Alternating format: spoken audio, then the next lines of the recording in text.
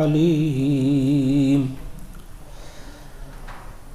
سورۃ المائدہ 13 رکوع اس کے کمپلیٹ کیے ہم نے، آج 14واں رکوع، ایک رکوع کریں گے اس وقت انشاءاللہ، آیت نمبر 101 سے۔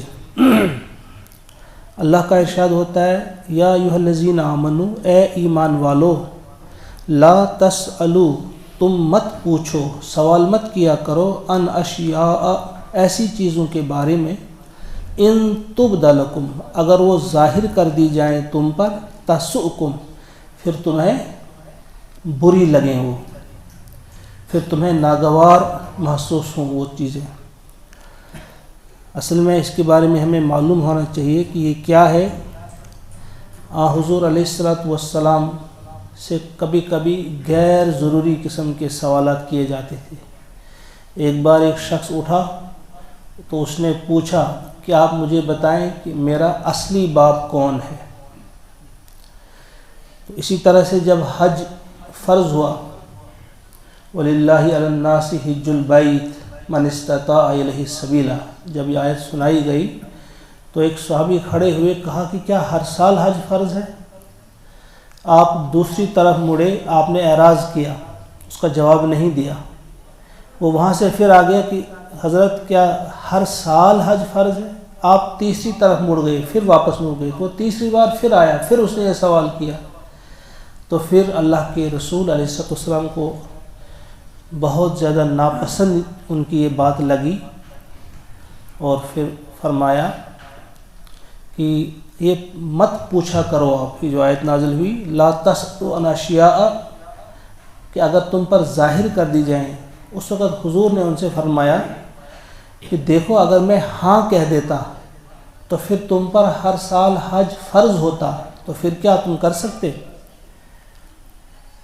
اس طرح سے کوئی نفلی حج بعد میں کر سکتا ہے جو چاہے، لیکن فرض ایک ہی بار ہے۔ کہا کہ اس قسم کے غیر ضروری سوالات آپ مت کیا کریں۔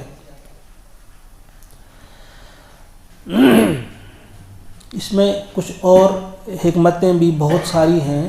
ایک حدیث پاک ہے، پیارے نبی صلی اللہ علیہ وسلم نے فرمایا ہے اللہ تعالیٰ نے کچھ چیزیں فرض کی ہیں تو تم انہیں ضائع مت کرو، کچھ چیزیں جو ہیں وہ منہیات میں سے یعنی حرام کی ہیں ان کے قریب مت جاؤ، کچھ حدیں مقرر کی ہیں ان کو بھی مت پھلانگو، ان سے بھی تم آگے نہ گزر جاؤ، اور کچھ چیزیں ایسی ہیں جن کے بارے میں اللہ تعالیٰ خاموش رہا ہے، اسے بھول نہیں آئی ہے، اسے وہ کوئی بھول نہیں گیا ہے، بلکہ جان بوجھ کر کچھ معاملات میں اللہ تعالیٰ خاموش رہے ہیں، تو ان کے بارے میں مت پریدہ کرو۔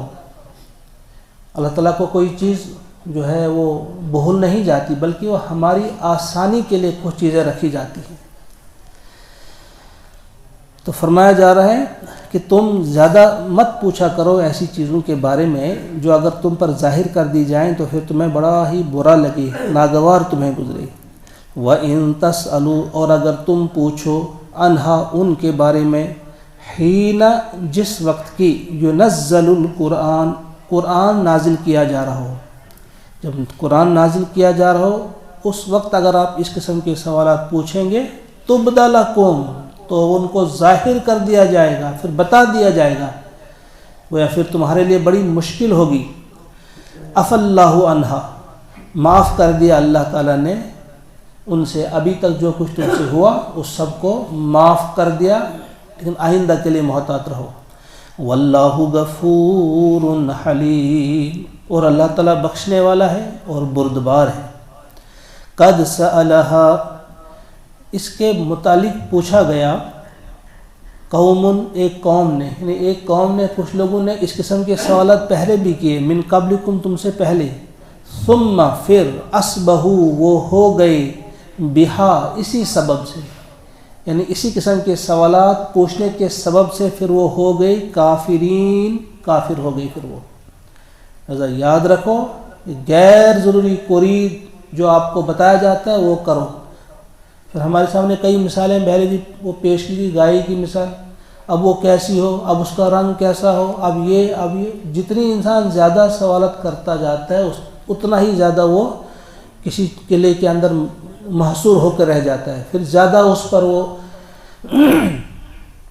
چیزیں بڑھ جاتی ہیں، قیدیں بڑھ جاتی ہیں، تو لہذا مت زیادہ پوچھا کرو۔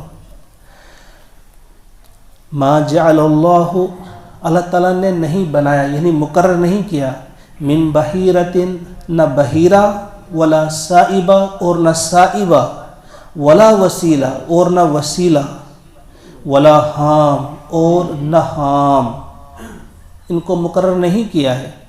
ولاکن الذین کفروا، البتہ ان لوگوں نے جنہوں نے کفر کیا، یفترون علی اللہ الکذب، وہ اللہ پر جھوٹ باندھتے ہیں، واکثرہم لا یعقلون، اور ان میں سے اکثر عقل نہیں رکھتے۔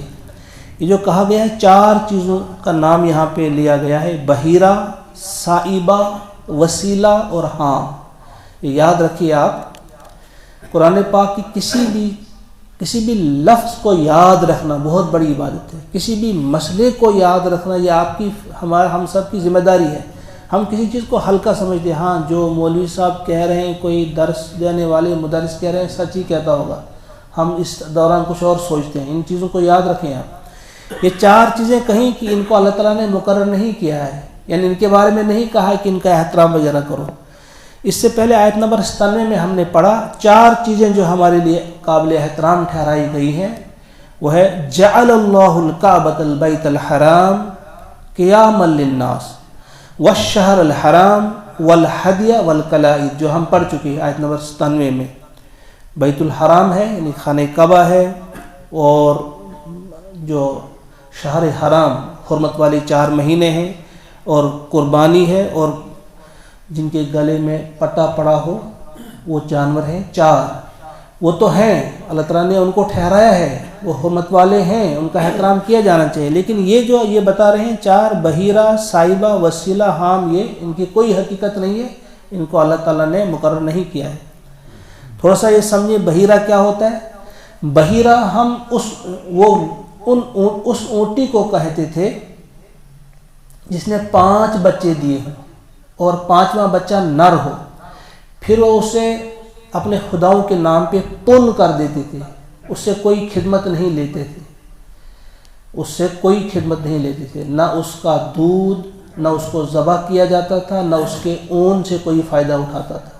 جس کھیت میں وہ چاہتی تھی جا سکتی تھی، کوئی روکنے والا نہیں ہوتا تھا۔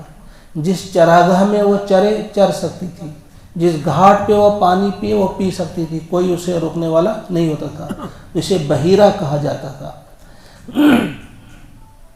اسی طرح سے جو سائبہ ہے، سائبہ اس اونٹ یا اونٹنی کو کہا جاتا تھا جب کسی شخص کی کوئی منت پوری ہوتی، یا کوئی بیماری سے شفا یاب ہوتا، یا کوئی کسی حادثے سے بچ جاتا، کسی خطرے سے بچ جاتا، پھر شکرانے کے طور پہ کسی اونٹ یا اونٹنی کو وہ پن کر دیتے تھے، دیوی دیوتاؤں کے نام، خداؤں کے نام۔ تو پھر اس کے ساتھ بھی وہی چیزیں ہوتی جس طرح بھی کہا گیا کہ اس کے کوئی کام نہیں لیا جاتا تھا۔ اسی طرح سے پھر وسیلہ، بکری کا پہلا بچہ اگر نر ہوتا تو وہ کیا کرتے، اسے خداؤں کے نام پر ذبح کر دیتے، اگر مادہ ہوتی تو پھر اسے اپنے لیے رکھ لیتے۔ لیکن کوئی بکری اگر 2 بچے جنتی، ایک نر اور ایک مادہ، تو پھر نر کو ذبح تو نہیں کیا جاتا تھا، لیکن ایسے ہی اس کو خداؤں کے نام پہ وہ چھوڑ دیتے تھے، اسی کو کہتے تھے وسیلہ۔ پھر حام ہے، حام کیا ہے، جب کسی اونٹ کا کوئی پوتا اس قابل ہو جاتا کہ اس پہ سواری کی جا سکتی تھی، وہ سواری کے قابل ہو جاتا، پھر اس بوڑھے اونٹ کو بھی خداؤں کے نام پر وہ پن کر دیتے تھے۔ یا کسی اونٹ کے نطفے سے اگر 10 بچے پیدا ہوتے تو اس کے ساتھ بھی ایسا ہی کیا جاتا ہے، ان کو کہتے تھے حام، اس قسم کے اونٹ کو۔ تو پھر یہ جو پن کیے جاتے تھے، یہ 4 قسم کے، ان کے ساتھ پھر بڑے وہ احترام کیا کرتے تھے، کوئی ان کو پوچھتا نہیں تھا کس کھیت میں جائیں، وہ کہاں پانی پئیں، کوئی کام ان سے نہیں لینا، کوئی سواری کے کام نہ ان سے لینا، نہ کوئی اور کام ان سے لیتے تھے۔ تو اللہ تعالیٰ نے فرمایا کہ یہ سب تمہاری اپنی، یہ جھوٹ باندھا ہے ان لوگوں نے، ان کافروں نے اللہ پر یہ جھوٹ باندھا ہے۔ اللہ تعالیٰ نے ان کے لیے کوئی حکم نازل نہیں کیا، ہاں پہلے جو آ گیا جعل اللہ الکعبۃ البیت الحرام والی آیت جو ہے، آیت نمبر 97، وہ چیزیں 4 چیزیں حرمت والی ہمارے لیے، سب کے لیے. وَأَكْثَرُهُمْ لَا يَعْقِلُونَ، لیکن ان میں سے جو ہیں اکثر لا عقل ہیں، عقل نہیں رکھتے. وَإِذَا قِيلَ لَهُمْ، اور جب ان سے کہا جاتا ہے تَعَالَوْا، آ جاؤ، إِلَى مَا أَنزَلَ اللَّهُ، اس چیز کی طرف جو اللہ نے نازل کیا، اس قانون کی طرف، ان احکامات کی طرف جن کو اللہ تعالیٰ نے اتارا. جب ان سے کہا جاتا ہے ان کی طرف آؤ. وَإِلَى الرَّسُولِ، اور رسول کی طرف آؤ. بڑی خوبصورت بات کہی ہے علامہ اقبال نے علیہ الرحمہ، بمصطفیٰ برسا خویش را کی دیں ہما اوست، اگر بہو نہ رسیدی تمام بو لہبیست. جو اس بات کو کہا کہ ان کو کہا جاتا ہے رسول کی طرف آؤ. رسول کی طرف جو نہ آئے وہ اپنے آپ کو کتنا کہے، کتنا وہ قرآن کا عالم کہے، کتنا قرآن پہ اپنے آپ کو عامل کہے، وہ تو دین تو ہما اوس، دین تو وہی سے ملے گا حضور علیہ السلام کے پاس. تو فرمایا جب ان سے کہا جاتا ہے اللہ تعالیٰ نے جو نازل کیا اس کی طرف آؤ اور رسول کی طرف آؤ، تو وہ ان کا جواب کیا ہوتا ہے؟ قالو، وہ کہتے ہیں حسبنا، کافی ہے ہمارے لیے، ما وجدنا علیہ آبانا، جس پر ہم نے اپنے آبا کو پایا، جو کچھ ہم نے باپ دادا کو کرتے پایا، ہمارے لیے وہی کافی ہے. آج بھی اس قسم کی باتیں سننے کو ملتی ہیں برابر. جب ان سے کہا جاتا ہے کہ یہ قرآن میں لکھا ہے، یہ حدیث ہے، یہ کرو، کہا جاتا ہے ہمارے باپ دادا وہ کیا بیوقوف تھے، وہ کیا جاہل تھے، وہ کیا ان پڑھ تھے، وہ یہ تھے، وہ یہ تھے، جو وہ کہتے تھے ہم وہی کریں گے، انہوں نے کوئی غلط نہیں کیا ہے. تو فرمایا ان سے کہو اولو کانا آباؤہم، کیا خواہ ان کے آبا جو ہیں لا یعلمون شیئا، کہ اگر وہ علم نہ رکھتے ہوں کسی چیز کا پھر بھی یہ انہی کے پیچھے چلیں گے.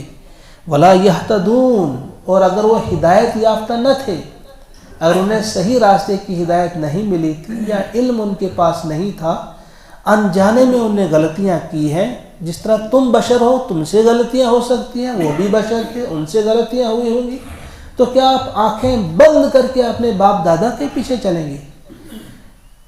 کیا اس قدر تمہیں عقل نہیں ہے کہ تم سوچو کہ میرے لیے کیا ہے بہتر، اللہ مجھ سے کیا کہہ رہا ہے، اللہ کا رسول علیہ السلام مجھ سے کیا کہہ رہا ہے. اب فرمایا جا رہا ہے یا ایھا الذین آمنوا، اے ایمان والو، علیکم انفسکم، اپنی فکر کرو، تم پر ذمہ داری ہے تمہاری جانوں کی، یعنی تم اپنی فکر کرو. لا یضرکم، نہیں پہنچا سکتا نقصان تمہیں، من ضل، جو گمراہ ہوا، اذا اہتدیتم، جب تم ہدایت پر ہو. اب کیا ہوتا تھا، جو اللہ سے خوف کھانے والے ہوتے ہیں، جب وہ دیکھتے تھے اپنے ماحول میں کچھ لوگ گمراہ ہیں، غلطی کر رہے ہیں، فلاں قسم کی غلطی ان کے اندر ہے، فلاں چیز کی پوجا ہو رہی ہے، اللہ کی نافرمانی ہو رہی، تو وہ کڑتے تھے، انہیں سخت پریشانی ہوتی تھی. خصوصاً اپنے جو زیادہ قریب ہوتے ہیں رشتہ داری میں، قرابت میں، کہ وہ غلطی کرتے ہیں، انہیں بہت دکھ پہنچتا تھا. پھر اللہ تعالیٰ نے فرمایا کہ دیکھو تمہاری ذمہ داری نہیں ہے کہ تم کسی کو جنتی بناؤ. یا ایھا الذین آمنوا علیکم انفسکم، اصل میں تم پر تمہاری ذمہ داری ہے، اپنی فکر کرو. لا یضرکم من ضل اذا اہتدیتم، کوئی شخص گمراہ ہوتا ہے تو اس کی گمراہی تمہارا کچھ نہیں بگاڑ سکتی، اذا اہتدیتم، اگر ہدایت تمہارے اندر اتر گئی، تمہارے دل میں اتر گئی.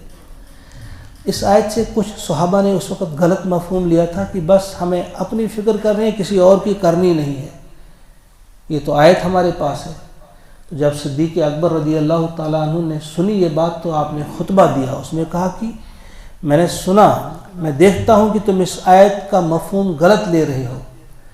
اس کا مطلب یہ نہیں ہے کہ تم نے کسی کی فکر نہیں کرنی ہے، ہاں تم نے آخری درجے تک ان کی اصلاح کی فکر کرنی ہے، کوشش کرنی ہے، لیکن اس کے باوجود اگر وہ نہیں مانتے، نہیں سدھرتے، نہیں آتے اللہ کی طرف، اللہ کے رسول کی طرف، پھر تمہیں ان کے بارے میں کوئی غم نہیں ہونا چاہیے، پھر تمہیں مایوس نہیں ہونا چاہیے. اب وہ جو کریں وہ جانے، ان کا اللہ جانے. لیکن آپ نے کوشش کی نہیں، آپ نے ہمت کی نہیں، آپ نے ان تک پیغام پہنچایا نہیں، پھر تو آپ سے پوچھا جائے گا۔ الی اللہ مرجعکم، اللہ کی طرف تم سب کو لوٹنا ہے، جمیعا سب کو، فینبئکم، پھر وہ تمہیں جتلا دے گا، بتا دے گا، بما کنتم تعملون، جو کچھ تم کرتے تھے۔ یا ایھا الذین آمنوا، اے ایمان والو، شہادت بینکم، تمہارے درمیان جو گواہی کا طریقہ ہے وہ کیا ہے؟ اذا حضر احدکم الموت، جب حاضر ہو جائے کسی ایک کے ہاں موت، یعنی کسی کو موت کا وقت آ جائے، حین، جس وقت، الوصیہ، جب اس نے وصیت کرنی ہو موت کے وقت، تو اس کے لیے گواہی کا طریقہ تمہارے لیے کیا ہے؟ یاد رکھو، اسنانی، دو گواہ ہوں، کیسے ہوں وہ؟ ذوا عدل منکم، جو تم میں سے معتبر انسان ہوں، انصاف والے دو انسان، وہ تم ہی میں سے ہوں، یعنی مسلمان ہی ہوں وہ، او آخرانی، یا ان کے علاوہ، غیر مسلم بھی ہو سکتے ہیں، من غیرکم، تمہارے علاوہ بھی ہو سکتے ہیں، ان انتم ضربتم فی الارض، اگر تم سفر میں ہو، لیکن ضروری نہیں سفر میں تمہیں مسلمان ہی ملے، پھر غیر مسلم بھی رکھ سکتے ہو دو گواہ۔ فاصابتکم مصیبت الموت، اگر تم سفر میں ہو اور تمہیں موت آ جائے تو تم غیر مسلموں میں سے بھی رکھ سکتے ہو۔ تحبسونہما، تو پھر کیا ہے گواہی؟ جب وہ آئیں گواہی دیں تو پھر اگر تمہیں شک ہو کہ ان کی گواہی ٹھیک نہیں ہے تو کیا کرنا ہوگا؟ تحبسونہما، تم ان دونوں کو روک لو، من بعد الصلاۃ، نماز کے بعد، فیقسمان باللہ، پھر وہ دونوں اللہ کی قسم کھائیں، ان ارتبتم، اگر تم شک میں مبتلا ہو، یعنی اگر تمہیں شک ہے کہ یہ غلط گواہی دے رہے ہیں تو مسجد میں ان کو روک لو نماز کے بعد۔ یہاں سیدھی سی بات آئی ہے نماز کے بعد، تو اس سے کچھ مفسرین نے کہا کہ کسی بھی نماز کے بعد، لیکن کچھ نے کہا کہ نہیں، اس سے مراد ہے صلاۃ العصر، عصر کی نماز کے بعد روک لو، اس وقت سورج غروب ہوتا ہے تو یہ اس وقت غلط گواہی نہیں دیں گے، انہیں یاد آئے گا جس طرح سورج غروب ہو رہا ہے اسی طرح سے میری زندگی کا سورج بھی غروب ہونے والا ہے، مجھے بھی مرنا ہے، لہذا میں صحیح گواہی دوں گا۔ تو نماز عصر کے بعد کیا کریں گے؟ وہ قسم کھائیں گے، اور کیا کہیں گے قسم کے دوران؟ لا نشتری بہ ثمنا، پہلی چیز کہ ہم بیچ نہیں رہے ہیں، یہ اپنی جو گواہی ہے ہم اس کی قیمت نہیں لے رہے ہیں، یعنی ہم اس کی قیمت لے کر غلط گواہی نہیں دے رہے ہیں۔ ولو کان ذا قربا، اور اگر کوئی ہمارا قریبی رشتہ دار بھی ہے ہم اس کا بھی اس میں لحاظ نہیں رکھ رہے ہیں۔ ولا نکتم شہادت اللہ، اور نہ ہم اللہ واسطے کی جو گواہی ہے اس کو چھپا رہے ہیں۔ یہ تین چیزیں ان نے کہنی ہیں، نہ ہم کچھ لے کر غلط دے رہے ہیں گواہی، نہ رشتہ داری کا لحاظ رکھ رہے ہیں، اور نہ اللہ واسطے کی اس گواہی کو ہم چھپا رہے ہیں۔ انا اذن، اگر ہم ایسا کریں اس وقت کیا ہوگا؟ لمن الآثمین، ہم گناہ گار ہوں گے۔ اس آیت کو سمجھنے کے لیے جس پس منظر میں نازل ہوئی ہے یہ بھی ذہن میں رہے، پھر انسان سمجھ جاتا ہے۔ شام کے سفر پر گئے تھے کچھ لوگ، ان میں سے 3 لوگ تھے، ایک کا نام تھا بدیل، ایک کا تمیم، اور ایک کا تھا نام عدی۔ یہ جو بدیل ہے اس کو موت قریب آ گئی، آخری وقت تھا اس کا، اس سے پہلے اس نے اپنا کچھ سامان جو تھا پیک کر دیا تھا، اس میں ایک لسٹ بھی رکھ دی تھی کہ اس میں کیا کیا چیزیں ہیں میری، لیکن ان 2 ساتھیوں کو معلوم نہیں تھا اس میں کیا ہے۔ اس کے بعد اس پیک کرنے کے بعد اس نے اپنے ساتھیوں سے کہا، جو آخری وقت تھا، کہ آپ یہ میری امانت میرے گھر پہنچا دینا۔ نے کہا ٹھیک ہے۔ جب انہیں پہنچا دیا تو سارا سامان ان کے سپرد کیا، لیکن ایک قیمتی کٹورا تھا جو چاندی کا تھا، لیکن اس پر کچھ پالش وغیرہ کی گئی تھی سونے کی، تو کافی قیمتی تھا۔ ان میں سے کسی نے وہ اپنے پاس رکھ لیا یا دونوں نے رکھ لیا، چھپا لیا۔ تو جب ان نے سامان کھولا اس میں وہ لسٹ نکلی جس کے بارے میں انہیں معلوم تھا نہیں، اس میں وہ کٹورا جب دیکھا تو انہوں نے اس سے پوچھا کہ یہ کتنی دیر بیمار رہا آپ کے اندر؟ کہا نہیں زیادہ دیر نہیں رہا، بیمار ہو گیا تو فوراً موت اس کی واقع ہوئی۔ پھر پوچھا کیا تمہیں کوئی خرچہ آیا علاج پر، کوئی خرچ آپ کو کرنا پڑا؟ نہ کوئی بھی خرچ نہیں۔ تو پھر کہا کہ پھر ہم تو یہ سوچ رہے تھے کہ شاید آپ کو خرچہ آیا ہے، تو ایک کٹورا اس میں تھا، آپ نے وہ بیچا ہے۔ تو ایسا نہیں تو پھر ہے کہاں وہ کٹورا؟ اس نے کہا نہیں ہمارے پاس یہی تھا. پھر انہوں نے گواہی دی اور گواہی دونوں نے اسی طرح سے دی لیکن جھوٹی گواہی دی، صحیح گواہی نہیں دی. پھر اللہ تعالیٰ نے دوسری آیت جو بتا رہے ہیں کہ اب کیسے آپ کریں گے اگر کوئی گواہی جھوٹی دیتا ہے. کبھی کبھی آپ کو شک ہو سکتا ہے گواہی جھوٹی دے رہے ہیں تو پھر کیا کرنا ہوگا؟ فَإِنْ أُثِرَ، پھر اگر خبر ہو جائے عَلَىٰ أَنَّهُمَا اسْتَحَقَّا، کہ وہ دونوں سزاوار ہوئے ہیں اثما گناہ کے، یعنی وہ غلط گواہی دے رہے ہیں، انہوں نے غلط کہا ہے، پھر کیا کریں گے آپ؟ فَآخَرَانِ، پھر دو اور یقومانی کھڑے ہوں گے، پھر ان کے علاوہ، پھر انہوں نے غلط گواہی دی، اب ان کے علاوہ دو گواہ کھڑے ہوں گے، مقامہما، ان کی جگہ. مگر وہ کون ہوں گے؟ من الذین استحق علیہم، یہ ان میں سے ہوں گے جن کا حق مارا گیا ہے، جن کے خلاف غلط گواہی دی گئی ہے، ان میں سے یہ دو کھڑے ہوں گے. اولیانی، جو زیادہ قریب ہوں گے ان کے. فیقسمان باللہ، پھر وہ قسم کھائیں گے اللہ کی، اور قسم کھا کر کیا کہیں گے؟